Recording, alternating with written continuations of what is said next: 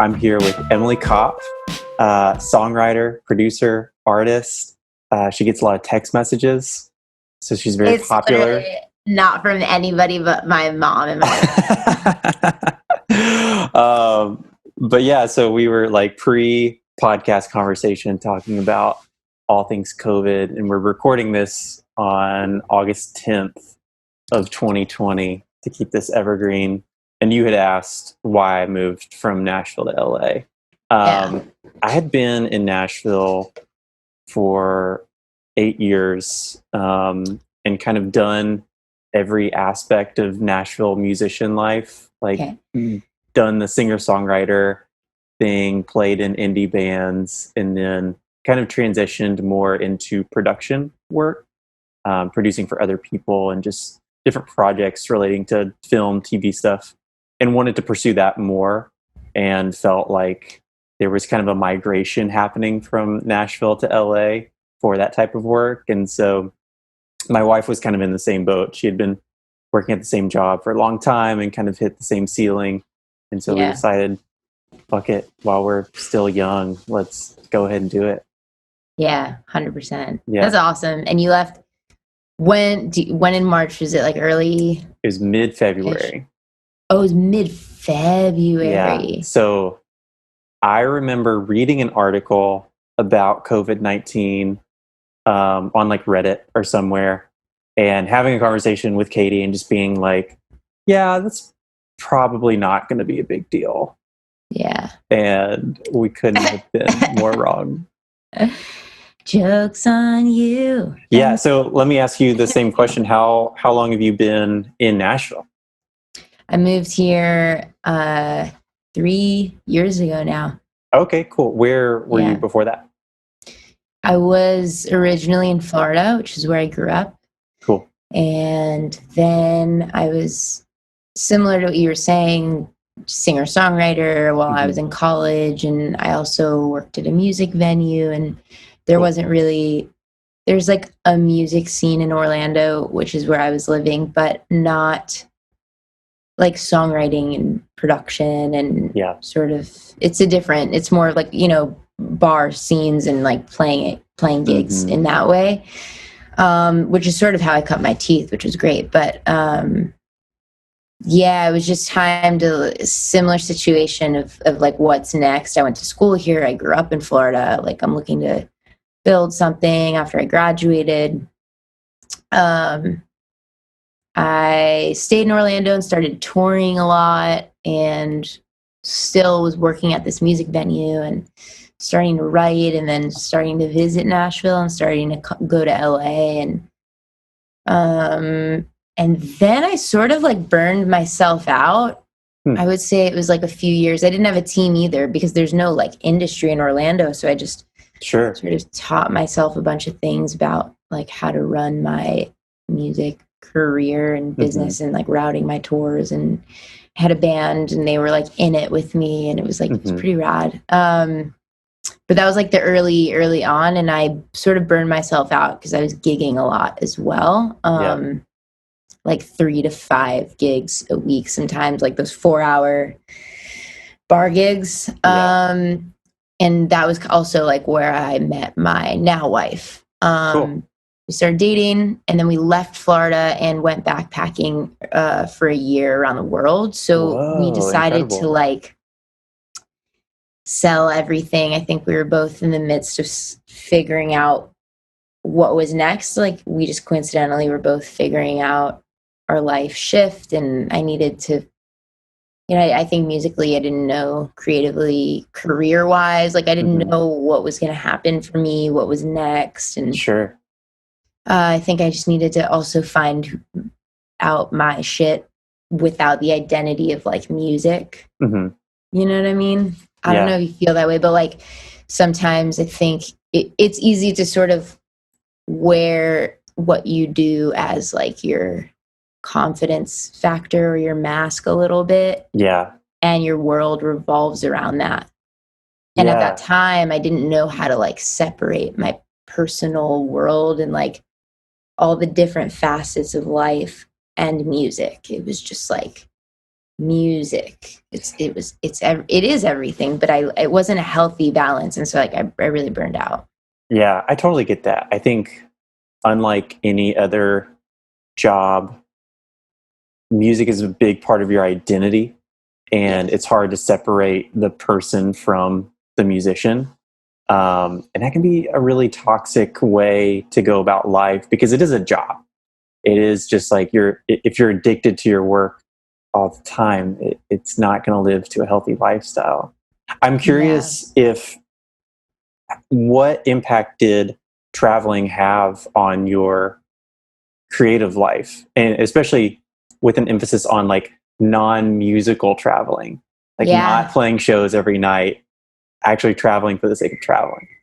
Yeah, it was, well, that's exactly what it was. It was like traveling for the sake of traveling was Hmm. something that I hadn't spent, I hadn't even, like, I didn't try to study abroad in college. I Hmm. didn't try, like, going to visit family was like a big deal because I was even driving down south to South Florida for 3 hours where my family lived, because it was all based around like, let me see if I have a show or like Mm. this cool thing might pop up. So I sort of like I was planning my life around like music. Yeah. I was young when you're young and you're hungry to like make shit happen, you know what I mean?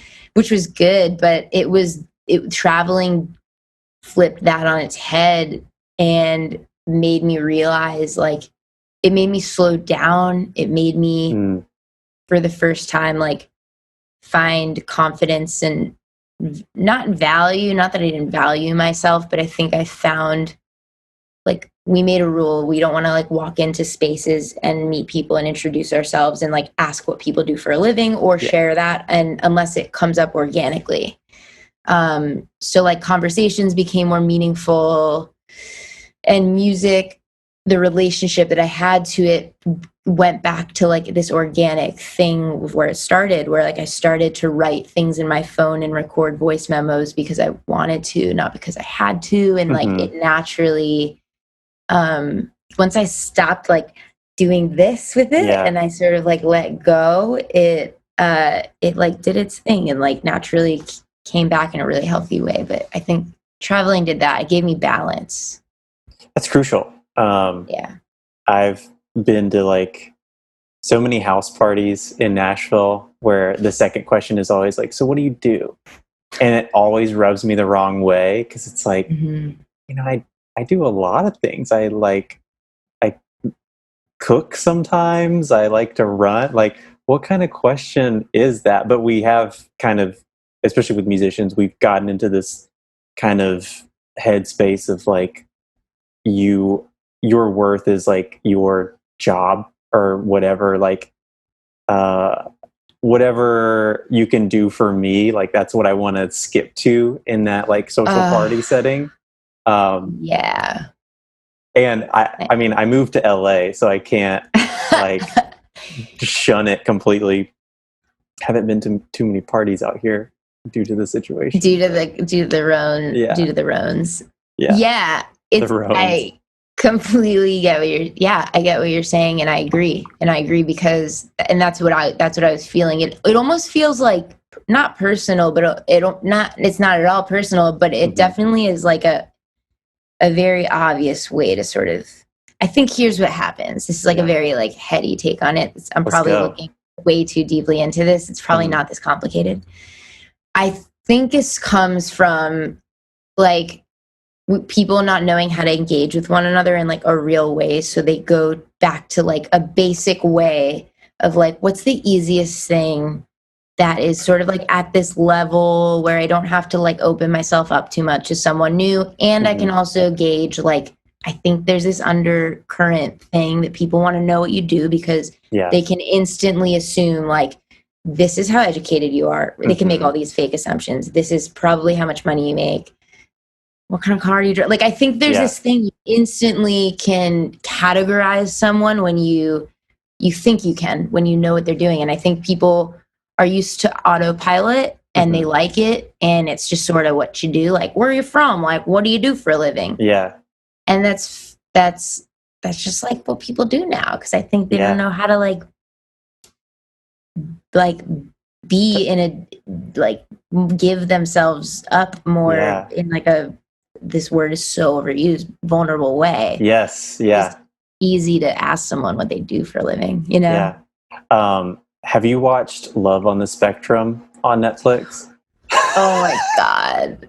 Like, I'm like, we're so fucked up. These are like the most wonderful human beings. Like, we should all operate that way. Is that like, I mean, yeah, what you did were saying, it totally reminded me of that, to where I think on a very fundamental level, for someone that has a disability where it's hard to read social cues or body language, you have to go to these very scripted questions in order to get to know someone, to keep the conversation moving. And it's really got me thinking about how I do that in my life, and just like, wow, I kind of do that too, with just this natural like script of starting a conversation, asking follow-up questions. It's just a natural part of like being a human being, but they do it in such a intentional and genuine way that's very admirable. And it's just got me thinking about like, how do I talk to people, and how do I open up to people, and how that's something that like you can really take for granted too. Yeah, yeah. And sometimes it is like genuine. I genuinely, we genuinely want to know, like just because we ask people what they do for a living, it doesn't mean you're like you're a terrible person. But I think it's like the intentionality behind it. Is it autopilot, or are you really having like an intentional moment with someone? You know what I mean? But we all go through the script too, because it would be weird, right? If we like opened up the Zoom and I was like, so tell me your deepest, dark, like, let's get vulnerable. And we haven't even said hello. Like, I get, like, we have to go through some sort of like warm up. There's a little feeling out process. Yeah. Yeah. But in a roundabout, long story way, yeah, that's kind of like what traveling helped with. And I don't even know how we got here, but yeah, all of those things. So how did you land in Nashville after all of that traveling? Oh, so we didn't know how long we were going to go for. We were in like Southeast Asia for a few months, and then we ended the trip. It was like we were away for 11 months, and we were in Argentina when we were figuring out where we were going to go.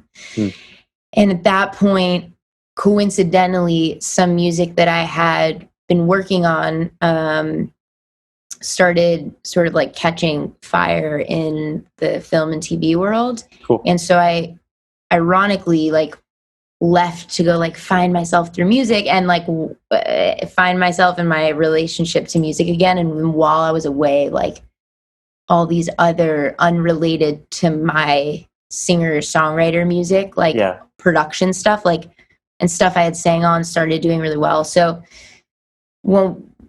when we decided like where we were going to move, it was time to come home. It was just the most logical answer, because LA was, is quite expensive. And I don't think we knew at the time, like really where we wanted to cement ourselves. Totally. So I think we were thinking Nashville would be a great, we had some friends here already, and semi close to Florida, and yeah. How has the Nashville community been in terms of like making music and being a creative person? I feel like it's had a lot of phases. It feels kind of like, I wonder if this is the same, similar for you in your 8 years, kind of like college a little bit, where like your first year here, you're just, I feel like, also I was just coming off of this like world backpacking trip and wanted to like meet everybody and meet all the good, find like my people, and not asking anyone what they do for a living. And I was like on a mission. And so you're just a social butterfly. I was like super hyper, like inserted. Like I went to every show. I went to all the things because I just like wanted to like be a part of a community. Yeah. And then I think, as you like start living somewhere, you hone in on like who you are socializing more with, who you get close to, and then also like the people you end up working with more. So it's been kind of like that. And then you see people that you maybe had like one coffee meeting 5 years ago with sometimes, and you're like, hey, it's like college, you know? It's such a small town too, you know? Yeah. Yeah. Which is nice. I've liked it. Yeah. I agree. I've liked it. I've liked that part. It feels very warm. Yeah. I think it's like, it is such a college-like experience because you run into people that you maybe like didn't have a strong connection with, you know, that person 5 years ago you met at a coffee shop, but that could be the person that like produces your next album or, you know, like you co-write a song with. And I don't know, I'm falling into like very Nashville stereotypes. I'll try and stay away from those. It's kind of true though. Yeah. It's like, it kind of feels like I take it for granted a little bit, honestly. I go, you know, when I go back and visit my family in Florida or wherever, I mean, anywhere that's not like Los Angeles, New York, Nashville, I take for granted that if I need my piano tuned, like I can just like text one of, you know, a few people, or if I need to borrow, I had to borrow a Mellotron this month or like rent one. Cause I'm not yet ready to like emotionally, I'm not ready to buy one yet. That's a bit, will kill me. But you just like anyone go to Mellotron? There's just this, it feels like a gigantic college or something. And you can, you know, and vice versa, where like people can come and borrow stuff if they need, or like stop by for, well, not anymore because of Corona, but like stop by for breakfast, you know, in the morning, or I don't know. It's just, I do like that about Nashville for sure. It is. Yeah. I've been missing all social interaction, but especially that type of interaction where it's like, it's just very friendly, you know, and it's genuine. It's all dictated on like the crew you surround yourself with. Definitely. Cause I've like run in multiple different Nashville circles during my time, and like, looking back on it, some were better than others, but definitely like we're able to carry those people along with me through each of my different phases in Nashville. Yeah. I totally see that. Did you go to Belmont or Vanderbilt? Cool. Yeah. Okay. Went to Belmont, did the whole Belmont thing of like studying music biz, and played in like cool haircut indie rock dude bands. Cool. And am now like doing pop and hip hop and stuff like that. That's dope. I was listening to your solo stuff today on Spotify. It's very like Tame Impala. Thanks. That's a big influence. Have you had distinct like Nashville musical phases? I don't feel like sounds fucked up, but like I feel like I could live anywhere, and like that it influences it, but it's like I just like living in Nashville. Like but I wouldn't say like musically, you know, I'm not like an Americana artist, but I'm not I know there's like an amazing pop scene here. So like writing wise, like I've definitely, some of like the core people that I write with are here, but I wouldn't say it has to do with like a Nashville sound or like an influence in that way. As soon as I asked it, I was like, damn, that's a loaded question. It's a loaded question, because some people do. They're like, well, yeah, it's like, you know, being in Nashville and working with like this type of, you know, my sound's evolved. And I think when I first moved here, I was only working on sync. And continuing sort of like the work that I had started. And I think, you know, I hadn't given up as an artist, but I had sort of told myself that, no, maybe you're just better off as like a writer and a producer and continue doing this. And you don't need to like, you know, you can quietly be an artist, but you're not an artist anymore. You don't need to. And I'm like that couldn't be the more opposite. I love touring. I love playing shows. I'm a musician's musician. Like I love, and so I think that was the main phase. At first, I was just doing a lot of one thing. Mm-hmm. And now that I'm, putting out music as an artist again, and that's sort of like a huge part of what I'm doing, like the main part of what I'm doing now. And I'm writing with other artists. And then, a large chunk of my work is still in the sync and production world. But yeah, I think it's a healthy diet. It's a healthy diet. That would be like the main phases of Nashville. Yeah. I'm curious about like the sync and TV world, just because I've done a little bit of it, but in a very like accidental way, where something will get picked up that wasn't created for that purpose. But I do know there is a big writing and producing community that like it's tailored towards that.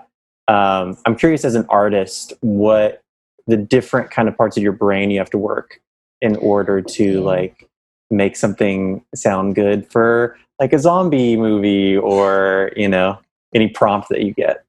It's so tricky. I talk to people about this too, because like compartmentalizing has to it has to happen for me. Otherwise, like, it's hard to jump back and forth. So if I'm working on like my art, like me as an artist, Lowen, if I'm working on, it's like a week or two of like my stuff, but like a day here and then working on a sync thing. Like I can't jump like that so much. But like creatively, the process is so different, because as Lowen, like I'm up at 4 a.m, like jotting shit down like in my phone, and I'm like, that is literally the vessel for like my heart and everything, every like out of the box, like wild artistic pursuit is like, that is like my pride and joy. But and the other things I work on, I'm equally as proud of, but it's different, and it's like in a different way. It's almost like, I don't know how to explain it, but it's, the process is just, it's different. It's less about me and more about like me being just like a vessel for like cool shit. Yeah. And so like today I was like working on a thing, and I was just had a track open, and I had an idea. It was like a third iteration of like of an idea, and then I ended up like muting a bunch of stuff, and then throwing in new stuff, and like recording some percussion, and then my whole idea evolved. And so it's like, and it's for something that I'm working on for sync, but it evolved a million times. But I wasn't like I'm not emotionally tied to it in that way. I just like want the thing to sound really good. Do you find the lack of emotional attachment to a project more freeing or a little bit more constricting? I think they're both free in different, like, but in different ways. Like, this is free in a way where, like, I don't have to be, I can get like weird, and I like can do bird sounds on the mic, and like I can sing in other languages, and I can like be haphazard about how I make things, and it's free in a production way. It like I'm just creating things, and then for my artist stuff, it feels like there's a different kind of freedom. There's like an emotional freedom.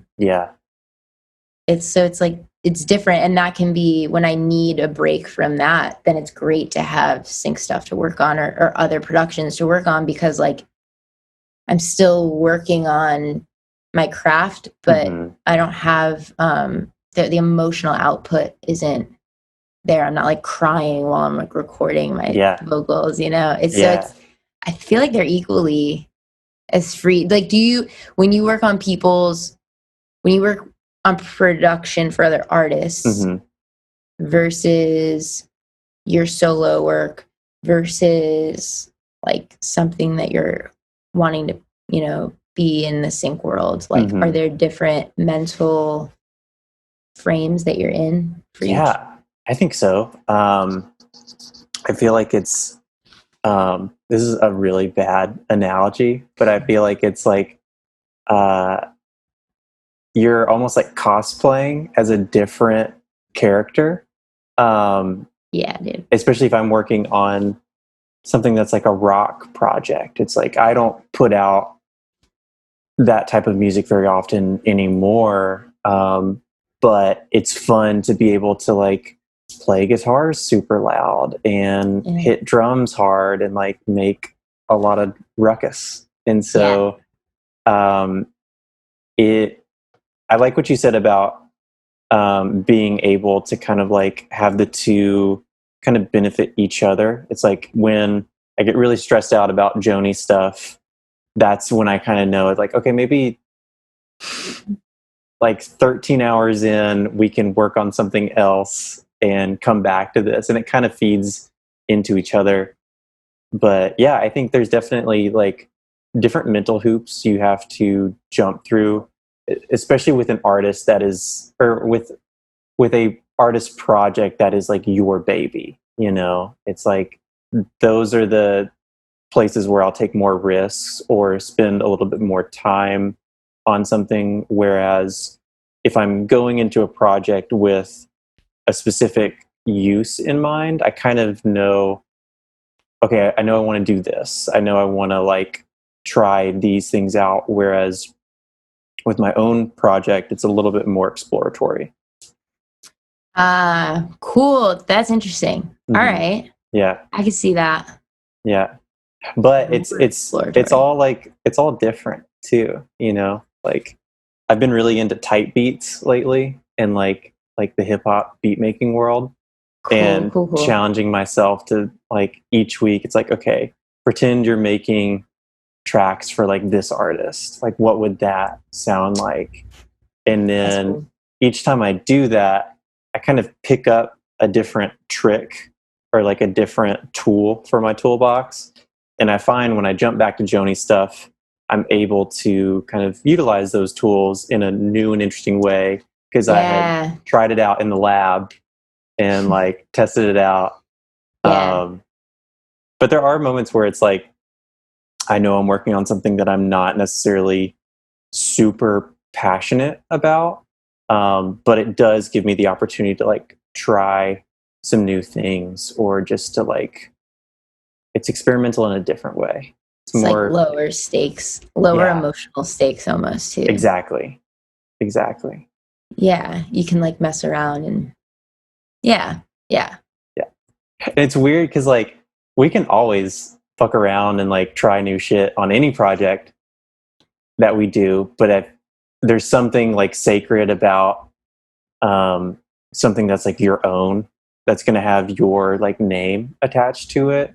And especially with my Jonie project, that has kind of become a safe space for me to like try out new things, but also to kind of show like, this is my portfolio and this is kind of like what I like to do, you know, and that kind of invites other people that are interested in those similar things or sounds or kind of aesthetics. And hopefully I can like pull those people into my world and work with them on music that they're passionate about too. Dig that. Yeah, I love that. Yeah, your all your stuff is very like, do you do all your graphic design too? I have recently. Cool. Yeah, I'd like. Yeah, it all looks good. Thank you. I appreciate that. But yeah, I'm, you know, always like trying to learn new ways of doing things too. Because it's like my studio is like this right here. I've got a few kind of toys to play around with, but nothing crazy. And so it's like, how can I make different sounds with like a limited kind of color palette? Because the kind of music you're making too, it's like, it's probably, I'd imagine, like the most fun to make when everything's out of the box and you can just like walk around from synth to synth and like just do what you want to do. Like, or do you prefer, are you more of like I like sitting in front of the computer and figuring it out there? I think the way I have more fun making music is when there's a lot of room for like happy accidents. I haven't really done that in a while though. where I like invite, Nick Bird and Zach Chafin and like my guys that play their instruments really well. And I'm like, okay, let's like track a song today. I really like that kind of, I don't know how this is going to end up type project.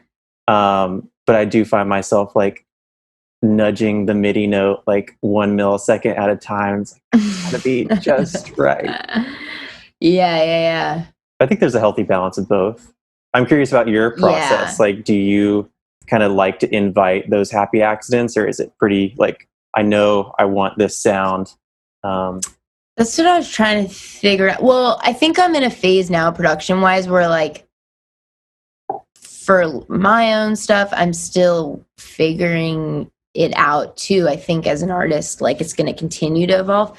For certain, like one of my sync projects, my duo is called Midnight Riot, and at that point, like I know what we sound like, and I know how to get it. Like we know, and my partner for that, he's been producing us for like ever, and so when I send him sessions, like I make sure that if it doesn't feel like Midnight Riot, like we know like instantly. So I think it just depends. But I've also realized with having this Mellotron and my drums are there, like I'm very much an out of the computer kind of like. I don't like programming drums in that way. Like I would rather, or at least rather like drop in the samples to like my SPDSX and like play it instead of, I like things to feel alive more. I'd rather like turn real knobs. I get that. But that's like a total luxury, to like have the kind of studio where you can just like hop around. One day when I can have like a million different things. But for now, I have the piano and then the drums if I want to get some like real feel type stuff. But I'm same as you. I'm pretty much like at my guitars and then I'm just like in front of the computer. But I feel like it invites different end results. When you have like tangible, like physical things that you're interacting with. It's like I've got a million synth emulations on my computer, but there's just something about having, the thing right here, and you've got a million knobs and it's not a mouse. It's a different tactile experience. You're not getting like carpal tunnel from like. It's funny that you mentioned that because I just ordered like one of those fancy trackball mouses. Oh, and cool. I kind of feel like like this is my gamer station right now. Pro level. Is it gonna like light up? It's like the ball in the middle, and then you like it's like that, and then you like roll it around like that. It's like a big square and it's a fat just like sphere in the middle. And you're gonna see me in like a year, and I'm just like haven't left this chair in a year. You're like, I'm still in quarantine. I'm left. Honestly, going back to the question about like different phases of Nashville, have you had different phases of quarantine? I think we all did. We all collectively had Tiger King. Yeah, for sure. Which seems like it was 2 years ago, but it wasn't. It was in March. So first phase of quarantine was tornado recovery. Oh yeah. So you're in East Nashville, right? I was, and we bought a house in Donaldson, but like super close to East. That was like the first. Wow, that feels like so long ago. The tornado / Tiger King. I would put that in chapter 1. First episode. First ep. That's when I thought, I was like, all right, we're gonna be in quarantine. Like I'm doing yoga with Adrienne on YouTube every morning. And like it lasted 3 days. Like that was the beginning of quarantine. And then it went to like deep fear chapter 2. Like I was hosting daily meditations on my Instagram, like live. Oh, sick. that lasted a couple weeks too. Like there were really a couple phases, and within that phase I was making like a shit ton of friendship bracelets and mailing them to fans and like friends and stuff. Incredible. Phase 2. Yeah. Phase 3 was like after the fear, it just like we kind of normalized and we're like, all right, this is it. Oh my God, George Floyd. And then like that whole thing happened, went to the march, like, and I feel like that until now has been a lot of like social justice, getting like just being involved in independently doing all the things that, you know, I think hopefully we should all be doing, or, you know, whatever we feel we're able or have the bandwidth for. And now it feels like, well, this is life now. Yeah. So it started weird, scary, still weird and scary, but normal. Yeah. Accepting the scary. It's total acceptance. What about you? Same with Tiger King, same with Yoga with Adrian. That cute little dog. Oh, I think, my God. Dog. I think I went through a phase of like, if I like work out or run hard enough, I can just like be too tired to be anxious about my situation. Yes. And that didn't work. And I'm still kind of in that, and just kind of in this mode of like, if I get outside and take in the sun, that'll like fix all of my problems. It's going okay. Going okay. Are you guys in an apartment or a house? Yeah, in an apartment. Okay. Yeah, cozy little 1-bedroom. What part of LA? We're in East Hollywood, but super close to like Silver Lake. Oh, okay, cool. Yeah. Okay, so are you able to go on walks? Yeah, and we've got incredible parks and hikes all near us. So that's been a great thing, just being able to get outside. Definitely went through a phase of like pitching out, like making music for like specific artists, and then being like, fuck it, let's just DM them on Instagram and see. Yeah, dude. But best. a lot of like swing and misses. Like, but fuck hey, it was fun, you know. And then my wife and I have had like a little gaming era where we're like really getting into just like PC gaming, and now I want to build a PC and like have my gamer station. So cool. we're getting close to that. And then a lot of just like anxiety and trying to figure out like what's the best way to deal with that. And I think part of it is just like conversations like this where you're like actually talking to people, even though it's a face on the screen. There's still some sort of cathartic experience that happens, just like being able to share your experience with someone. Absolutely. As opposed to just like bottling it in and thinking like, oh, I can just do push-ups and I won't feel this way anymore, or like if I make 10 more beats, I'll be good. Yeah. Not it. I'm glad we were able to do this, because I totally there's like I get what you're saying, because yesterday was the first time we had someone come like inside of our house for like a long period of time. Like they were quarantining. Our friend Ellery, you know Ellery. Yeah. So she came over and we were like, we planned on it. It was a thing. She'd been quarantined. I mean, like we haven't seen each other in months. So she came over and like we had a sleepover. My wife and I, like, she ordained our wedding. Like, so we like, incredible. She's like part of our fam. So we're like, okay, let's do like fam sleepover and hang, and we haven't seen each other in a while.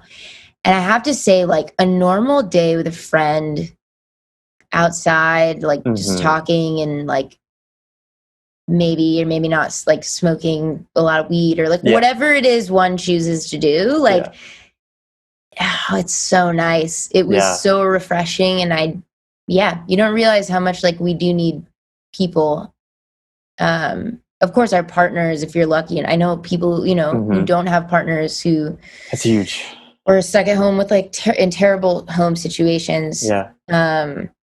But I'm super lucky to have an amazing partner. It sounds like you do too. Yeah. And there's Big also time. just something really special about like seeing your friends.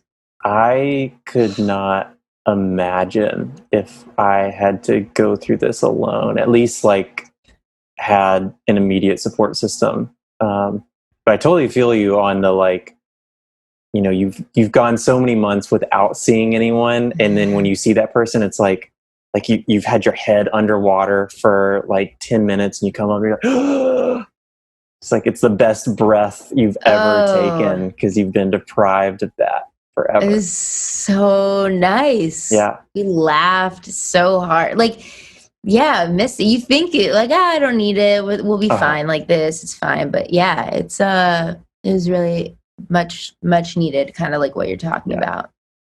Yeah. That's awesome. It was lovely. How long have you and your wife been together? We've been together since first year at Belmont, which was 2011, 2012. We got so bored we calculated like the exact, like, when was our first date to the like day last night. So yeah, December 8th, 2011, which is weird to think about. Wow. Yeah. That's amazing. Yeah. So beautiful. So, oh wow. How about you? 2013. It's 2013. Cool. Yeah. No, what am I saying? I'm insane. I'm crazy. That's not true. 2015. Yeah. 15. Yeah. Yes. I was in another relationship in 2013. Yeah. We can edit out if you want. I'm confused. No, it's fine. We've been together for as she, you know, we like say to each other, we're like, there was no life before we met. I love it. We don't remember. Is your partner also in music or just doing other things? She is she doesn't do music. She's like a creative person. She was a chef up until like a year ago. For like her whole career, and she's a kick-ass chef, and now she's working with like Airbnbs and like property management and like designing Airbnbs and stuff like that. But do you feel like it's a healthy balance to have a partner that's not in music? I don't know what I would do if I dated someone that or was married to someone that did music. I would be so, you know how when you get annoyed at someone else, it's often, if you check yourself on it, it's usually because that person is reflecting something that like you typically don't like in yourself. Oh yeah, it's an insecurity that you have. Always, right? You're seeing it reflected. That is why I could never date or be with someone that was in music. I would be like, I'm gross. We're like, this is we're all obsessive. This is like, so we're a lot. Like, I don't know. There's a lot. I'm eccentric and like always in my feels, and she is too. But I think having two people, unless is your wife a musician? No. No, she doesn't, right? Yeah, she's a civilian. She's a she's a civilian. I like that. Yeah, it would be too much, I think, for me personally, unless they were like a hired gun, like straight up like different aspect. Like you're a jazz drummer and like that's all you do. Like then not that that's all you do, but like you're not trying to like write about your feelings and like release an album and like tour and like launch it. Like it's just so much. Yeah, I couldn't imagine. I feel like Katie and I, we feed off of each other, and she's way more like she's stable in the ways that I'm not, and like really holds it down. And so I couldn't imagine like having two sides of the same coin and just like crazy emotional, like creative mood swings all over the place. Are the differences like, is she more type A? I think so. I always forget like which one More is like which. stern and like organized and Definitely, yeah, she's more organized and like I think a little bit more intentional about like most aspects of life. And she definitely she like when we were going through our taxes, it was like I was getting really like frustrated and intimidated. And of course, like as a musician producer, you have like 10 different income streams. And she's like, oh yeah, I've already got it in this spreadsheet here, like it's good. It's just like we get intimidated and frustrated by like different things, you know. yeah. Just That's a partnership. yeah, That's the best. it's huge. That's amazing. So thank you so much for coming on the pod and sharing all of this. I'm curious if you have any advice for people that are like going through this. We've got a lot of like musicians that listen to this, or people that are just like creative. If they're going through quarantine and just having a hard time, like what would you say? Yeah, that's so hard, right? Because we all have like our off days and our good days, but I don't know. I don't know this specifically. This isn't quarantine specific, but like personally, I know on my like in the winter, I was struggling a lot with like my anxiety levels, and things like seasonal affective disorder. I'm sure of it. And I feel like on days like that, which is similar feeling to, I know a lot of people are experiencing it in quarantine. It's what helps me actually keep this book on my. Oh, I don't have it here, Dad. Hey, Emily, my Zoom kind of paused. I don't know if you can hear me. Because I feel like you were about to give this like great answer. You were like winding up, and then it was just like. It's probably good. It's probably just keeping me from being long-winded. I was recording the whole time, so it's fine. Okay, cool. I would just tell people to breathe. It sounds really silly, but like when you get overwhelmed, or at least when I get overwhelmed, I feel like in those moments I don't believe myself that that's gonna work. Yeah. But it does. If you like tell yourself, like, sounds silly, but it's like mantra that I've been trying to do of like, like I breathe in. And I breathe in calm into my body. And the more you like think about that, you actually recognize the tension in your body. Like you've been like this all day and your chest has been tight, and breathe out and continuing to do that. Sometimes like holding in between, like I breathe in for 3, hold for 7, breathe in for 8. Your body literally reacts. Yeah. When your body reacts, you can start to like reason with your mind. You can't do it like this, and like, I don't know, figuring out what's real and what's not, pointing things out. Like, what do I know to be real and true? Going down, catching yourself when you're going down unhealthy mental wormholes, which is so easy to do in quarantine. Yeah. Which all comes down to just being like aware and mindful of what we're thinking and how we're feeling when we're thinking those things. Because we can't escape it now. We're all stuck at home, and it sounds like a very silly, like crunchy, frou-frou kind of a thing to say, but it's just personally like what I've been trying to do and what's helped me a lot. And I smoke a bit of weed, which helps. Just primes everything else. It does help. I feel that. I think even like I started just taking a few little. And there is such a weird physical effect that you get from just focusing on breathing. It's so simple. It's so good to do, and we take it for granted. But Emily, thank you so much for taking the time to be on the podcast. Thanks for having me. I'm glad I think we had a lot of mutual friends, and so glad we were able to finally meet in as close to person as we did. Exactly.